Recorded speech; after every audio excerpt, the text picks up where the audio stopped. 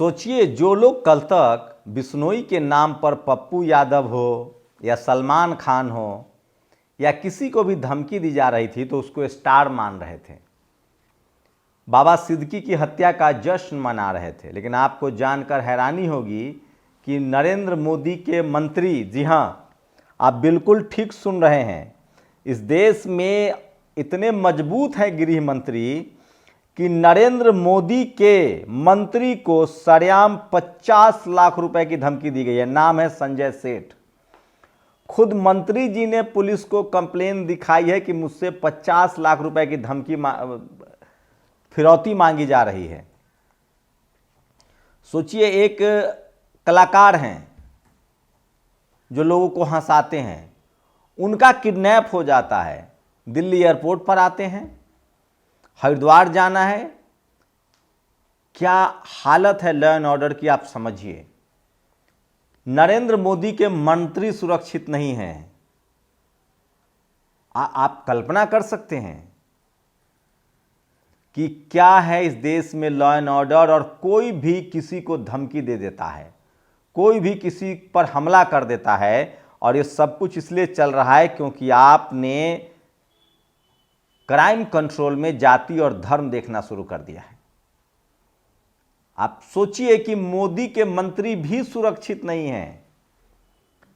यही होगा जब किसी रेप के आरोपी के पक्ष में रैली निकाली जाएगी, यही होगा जब किसी गुंडा को महिमा मंडित किया जाएगा। आप सोचिए, प्रधानमंत्री नरेंद्र मोदी के मंत्री हैं, केंद्रीय रक्षा राज्य मंत्री संजय सेठ, उनसे 50 लाख रुपए की फिरौती मांगी गई है। सवाल है कि ये जो मनवर हैं, ये जो इस तरह के जो गुंडे हैं, उनका मनोबल इसलिए बढ़ रहा है क्योंकि आपने जाति और धर्म के नाम पर गुंडों का साथ देना शुरू कर दिया है। अगर लगेगी आग घरों में तो कई घर आएंगे जद में।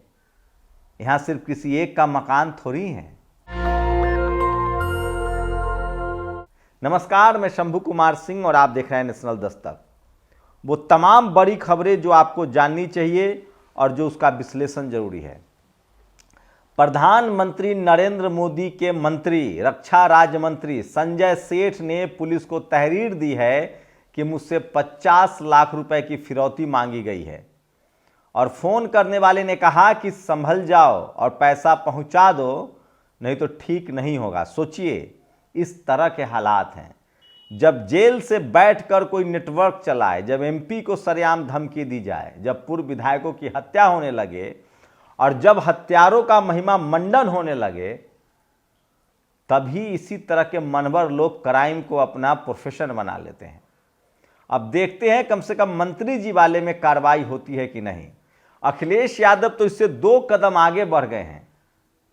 दरअसल आजकल साइबर लूट के नाम पर, साइबर अरेस्ट के नाम पर 8 करोड़, 5 करोड़, 2.5 करोड़ की ठगी हो रही है। अखिलेश यादव ने कहा है कि आखिर प्रधानमंत्री ने खुद कहा कि इस तरह के ठगों से सावधान रहिए, तो कोई ठग पकड़ा क्यों नहीं जा रहा है? जब एक अकाउंट से दूसरे अकाउंट में पैसा जाता है और जब आम आदमी को केवाईसी करवाती है बैंक, हर महीने बुला लेती है कि आपका केवाईसी है, तो ये कौन लोग हैं जिनके अकाउंट में 8 करोड़, 10 करोड़, 5 करोड़, 2.5 करोड़ रुपए जा रहे हैं और इनको पकड़ा नहीं जा रहा है? क्या ये कोई मिली भगत तो नहीं है? मैं नहीं कह रहा हूं, अखिलेश यादव ने आरोप लगाया, ये भी बताऊंगा आगे। और बीएसपी सुप्रीमो मायावती ने कहा है कि बीजेपी कांग्रेस से कोई अलग नहीं है। बांग्लादेश में, पाकिस्तान में जो गरीब हिंदू हैं, जो खासकर दलित हैं, पिछड़े हैं, आदिवासी हैं, उन पर मारा जा रहा है, उन पर अत्याचार हो रहा है, तो ये लोग क्यों नहीं, सोचिए क्यों नहीं ये लोग इन लोगों को बचाते हैं? ये सबसे बड़ा सवाल है। इसी को लेकर लोग तंज कर रहे हैं। सोचिए, जो आदमी आज तक मणिपुर नहीं गया, वो बांग्लादेश के हिंदुओं को बचाएगा? उसे पता है बचाने से ज्यादा उनके मरने पर ज्यादा वोट मिलेंगे। सोचिए, बांग्लादेश और पाकिस्तान में जो हिंसा हो रही है, उसके लिए भारत के मुसलमानों को दोषी ठहराया जा रहा है। आप कल्पना कर सकते हैं? मुगलों का बदला जुम्मन मियां से लिया जा रहा है, ये तो समझ में आता है कि चलो इतिहास की खुदाई चल रही है। लेकिन बांग्लादेश और पाकिस्तान में जो हो रहा है उसको लेकर भारतीय मुसलमान को दोषी ठहराया जा रहा है। क्या भारत का कोई मुसलमान कहता है कि बांग्लादेश सही कर रहा है, पाकिस्तान सही कर रहा है? और जो ऐसा कहता है उसको जेल में बंद कीजिए। लेकिन सवाल यही है कि फिर आप किस मुंह से अल्पसंख्यक समाज के अत्याचार को जस्टिफाई करते हैं? सोचिए, यूपी में एक मुस्लिम डॉक्टर ने घर खरीद लिया, कहा कि हम उसको घर में नहीं घुसने देंगे, और उस शख्स को घर दोबारा बेचना पड़ा। और कौन लोग थे इसके पीछे? वही जातिवादी मनुवादी लोग थे जो कल तक SC ST OBC शूद्र छूत कहकर उनसे नफरत करते थे। अब जब वोट का अधिकार आ गया है, अब जब इनका वोट चाहिए, तो हिंदू के नाम पर एकजुट कर रहे हैं। एक लड़की ने सही सवाल पूछा है, बताऊंगा आगे, कह रहे हिंदू क्यों बना रहे हो, सीधे सीधे ब्राह्मण बना दो। तो वो तमाम बड़ी खबरें, सोचिए संसद में 50,000 रुपए की गड्डी मिली है। अभिषेक मनु सिंघवी 700 करोड़ टैक्स भरते हैं सालाना, 18 कैमरे लगे हैं, पता नहीं चल रहा है कि पैसा किसका है। तो ये सबसे बड़ा सवाल है। और सोचिए, एक बड़ी खबर बता रहा हूं, ईडी कितना फेल है और किस तरह बदले की कार्रवाई करती है। क्या तमाम देश की जांच एजेंसियां माफी मांगेंगी अजीत पवार से? अजीत पवार के 1100 करोड़ रुपए की संपत्ति अटैच की गई थी, उनकी पत्नी और उनके बेटे और उनके नाम पर था। अब उनको क्लीन चिट मिल गई। इसका क्या मतलब समझा जाए कि क्या जो सत्ता के साथ है उनको क्लीन चिट, और जो सत्ता के खिलाफ है उनके ऊपर कार्रवाई होती है? इससे तो यही मैसेज जाता है। तो मैं ये बात बार बार खासकर SC ST OBC को कह रहा हूं कि आपके नेताओं को जानबूझकर बेईमान बनाया जाता है और उन पर जांच की जाती है। पॉलिटिकल है, ये सब कुछ पॉलिटिकल ड्रामा है। बीजेपी की वॉशिंग मशीन चालू है, मोदी के साथ आओ दाग मिटाओ। ये जयराम रमेश है, कांग्रेस के नेता। इन्होंने ये बड़ा आरोप लगाया है। इनकम टैक्स डिपार्टमेंट ने 2021 में अजीत पवार, उनकी पत्नी सुनेत्रा पवार और उनके बेटे पार्थ पवार की 1000 करोड़ रुपए की संपत्ति को 2021 में अटैच की थी। बीजेपी वॉशिंग मशीन के कमाल से अब इन संपत्तियों को इनकम टैक्स ने रिलीज कर दिया है।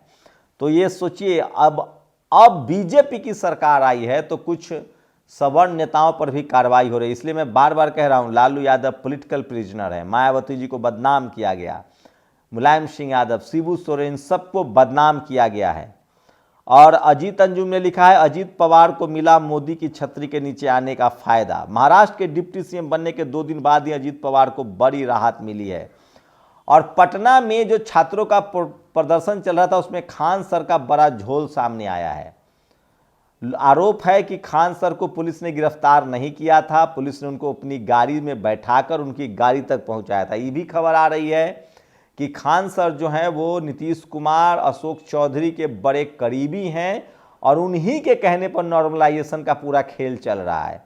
लेकिन गिरफ्तारी वाली बात झूठ है और खान सर के टीम ने रायता फैलाया। यूपी सरकार ने प्रदेश में एस्मा लागू किया है। प्रदेश में किसी भी विभाग में हड़ताल करने पर रोक है। दरअसल यूपी सरकार बिजली विभाग का निजीकरण करना चाहती है। निजीकरण के खिलाफ बिजली विभाग के कर्मचारी धरना पर जा रहे थे, इसलिए एस्मा लगा दिया गया। चंद्रशेखर आजाद ने इसको लेकर चिट्ठी भी लिखी थी। तो अजीत पवार की जब्त 1000 करोड़ की संपत्ति रिलीज होगी। और किसानों पर आंसू गैस के गोले, मोर्चे ने कहा दिल्ली जाने दो या बात करो। तो किसानों को दिल्ली नहीं आने दिया जा रहा। और सोचिए इस देश में गरीबों की क्या हालत है। बिलासपुर में एक बैंक मैनेजर ने किसान लोन लेने गया। मैंने एक वीडियो डाला था किस तरह से मुद्रा लोन के तहत SC ST OBC को लोन मिलता है। रोज मुझे फोन आते हैं, एक भी दलित पिछड़े अल्पसंख्यकों को लोन नहीं मिल रहा है।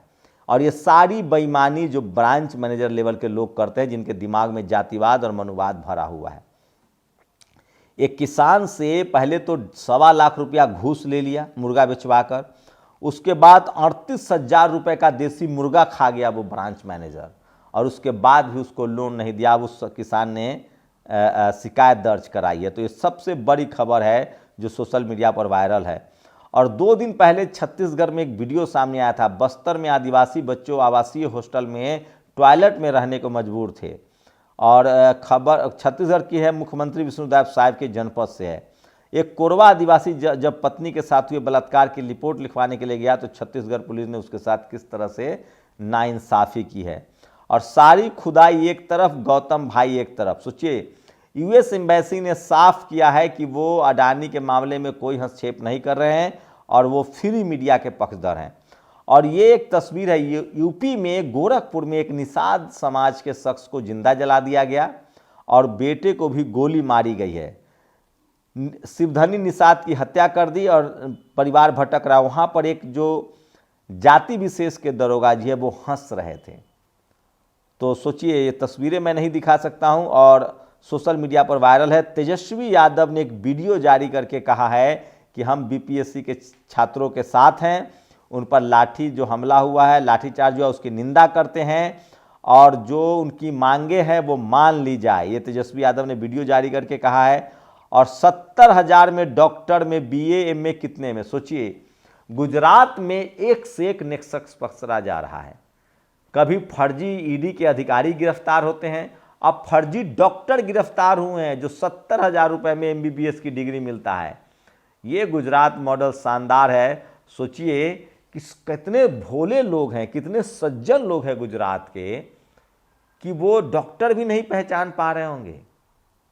कितना शिक्षित रखा गया होगा उन लोगों को। हमारे बिहार यूपी में चलिए, 2 मिनट में आदमी पहले डॉक्टर का ना पूरा डिग्री पढ़ता है कि कहाँ से एमबीबीएस किए हैं, कहाँ से एमडी किए हैं, कहाँ से गोल्ड मेडलिस्ट हैं। सोचिए गुजरात के लोगों को कितना भोला, कितने भोले और शरीफ लोग हैं कि उनको किस तरह से ठगा जा रहा है। मायावती जी ने मांग की है कि बांग्लादेश और पाकिस्तान में जो गरीब हिंदू हैं, जिसमें ज़्यादातर एससी एसटी ओबीसी हैं भारत के हिसाब से, उनको लाकर भारत बसाया जाए। और जनता का भरोसा रिजर्व बैंक से सवाल है कि वो अपने ऐसे विज्ञापन में किसको विचित्र कह रहे हैं, चित्रित कर रहे हैं क्या, और वो कहाँ से आए हैं? ये कोई प्रतीकात्मक चित्रण है? सोचिए, आरबीआई के ऐड में जो तस्वीरें लगाई जा रही है, मत बनिए मनी म्यूल, वो गधों की लगाई जा रही है। इसको लेकर अखिलेश यादव ने सवाल उठाया। उनका कहना है कि पूरा सुरक्षित बैंकिंग की नैतिक जिम्मेदारी सरकार की है और आरबीआई ऐसे विज्ञापनों से नहीं बल्कि अपने सिस्टम को चुस्त दुरुस्त करना चाहिए। लगातार साइबर के नाम पर ठगी हो रही है। और बीजेपी ने अडानी और मोदी के खिलाफ खबरों को अमेरिका की साजिश बताया था। अब अमेरिका के दूतावास की तरफ से कहा गया ये निराशाजनक है। भारत में सत्तारूढ़ दल इस प्रकार का आरोप लगा रहा है। अमेरिका लंबे समय से फ्री मीडिया का पक्षधर रहा है, जो सबसे बड़ी खबर है। और डिजिटल अरेस्ट को लेकर अखिलेश यादव ने कहा है कि ये कोई मिली भगत है, ये सबसे। और महाराष्ट्र में इंडिया गठबंधन के विधायक शपथ नहीं ले रहे हैं। उनका कहना है बीजेपी महाराष्ट्र में ईवीएम से जीती है। और गोरखपुर में जातिवादियों ने रामधनी निषाद को आग के हवाले कर दिया और उनके, तो ये सबसे बड़ी खबर है। और फायरिंग भी की है। रामधनी निषाद की पत्नी हेमलता और बेटा सुमन भी घायल हो गए हैं। तो ये सबसे बड़ी खबर है। और सोचिए, जातिवादी लोग सावधान रहे। मुस्तकीन नाम के एक शख्स को 60 दिन में फांसी की सज़ा हुई है, मौत की सज़ा हुई है। एक एससी समाज की बच्ची, नाबालिग बच्ची के साथ गैंगरेप हुआ था। आदित्य ठाकरे ने कहा है कि हमारा कोई भी विधायक नहीं लेगा शपथ। और ये है ओझा। इनकी एक बड़ी झूठ को पकड़ा है प्रियंका भारती ने, जो जेएनयू की छात्रा हैं। इन्होंने कहा था एक इंटरव्यू में कि डेल्फी किसी सूफी महिला का नाम है और जर्मनी ने डेल्फी के नाम पर सैटेलाइट का नाम रखा था। प्रियंका कहती हैं यूरोपियन हिस्ट्री के बेसिक नॉलेज रखने वाले लोगों को भी पता है कि डेल्फी ग्रीस में एक जगह है जहां सिविल नाम की ओरेकल थी, अपोलो का मंदिर था, धार्मिक केंद्र था। सोचिए, हम लोग भी सोच रहे थे कि ग्रेजुएशन करने तक डेल्फी सुने ही नहीं, ये नया नाम कहाँ से आ गया। खैर, तो सबसे बड़े झूठा साबित हो रहे हैं ये। और सबसे बड़ी खबर है, सोचिए, दिल्ली यूनिवर्सिटी में एनएफएस, ओबीसी के सीटों को एनएफएस कर दिया गया। प्रोफेसर की वैकेंसी आई थी। ये बहुत ज़रूरी खबर है जो लास्ट में बता रहा हूँ, सुनिए। ड्यू में हिंदी विभाग में एसोसिएट प्रोफेसर और प्रोफेसर के कुल 12 पद थे। ओबीसी के मात्र 2 पद जिन्हें एनएफएस कर दिया गया, नॉट फाउंड सुटेबल। घंटी बजाइए आप। 7 लोगों का चयन किया गया, जिसमें 4 ब्राह्मण जाति से हैं। दिव्यांग कोटे में भी केवल ब्राह्मण समाज का चयन किया जाता है, नहीं तो एनएफएस कर दिया जाता है। न तो यह न यह ब्राह्मणवाद है, न जातिवाद है और न मनुवाद है। सवाल है कि क्या आप इस हकीकत को लोगों के बीच पहुंचा पा रहे हैं? नहीं। हिंदी विभाग प्रोफेसर पद पर प्रोफेसर भारती गोरे, एसोसिएट प्रोफेसर पर आशुतोष मिश्रा, राजकुमार मणि उपाध्याय, प्रवीण कुमार, सत्यनारायण प्रकाश सिंह, राजीव रंजन गिरी, महात्मा पांडे। तो सोचिए, जनरल की सीटें भर दी गई है, लेकिन ओबीसी के सीट को एनएफएस कर दिया गया है। ज्ञान प्रकाश यादव ने ये ट्वीट किया है जो सोशल मीडिया पर वायरल है, लेकिन ये खबर आप लोग देखेंगे ही नहीं। और यूपी में देखिए, एक एलआईसी का एजेंट है, उसने अपने कार पर लिख रखा था भारत सरकार। ऐसे तमाम लोग जो इस तरह के लिखते हैं, इनकी जांच होनी चाहिए। बहुत बड़ा फर्जीवाड़ा इसमें भी मिल सकता है। तो ये तमाम खबरें थी। राकेश टिकैत ने कहा है कि किसानों पर आंसू गैस छोड़े जा रहे हैं जो किसी लिहाज से सही नहीं है।